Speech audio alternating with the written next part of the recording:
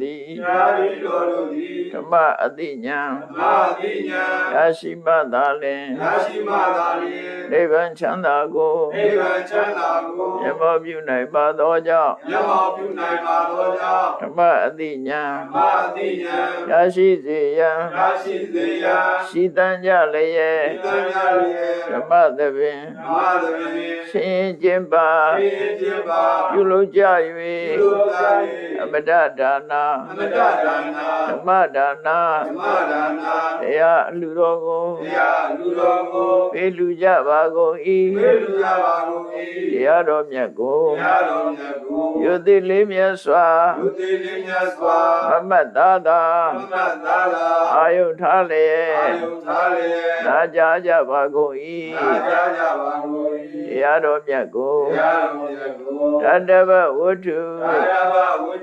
သုသူတို့ဖြင့်ပူဇော်ကြပါကုန်၏ယနေ့ယခုအာထုပြုလုပ်ကြရသောဤကောင်းမှုဤကုသိုလ်စုစုသည်နိဗ္ဗာန်ချမ်းသာ၏အကြောင်းထောက်ပံ့ဖြစ်ပါစေတည်းဤကောင်းမှု၏အဖို့ဘာကကိုအမိအဖအဖို့အဖွာ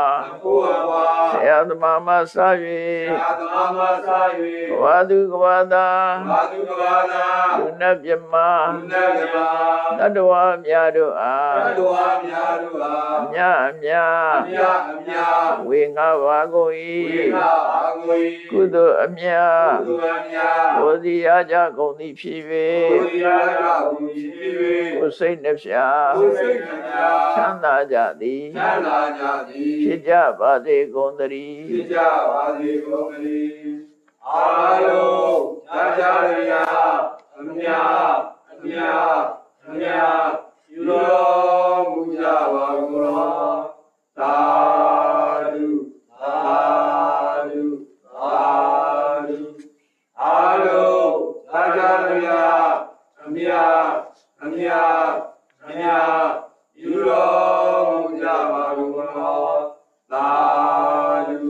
အာ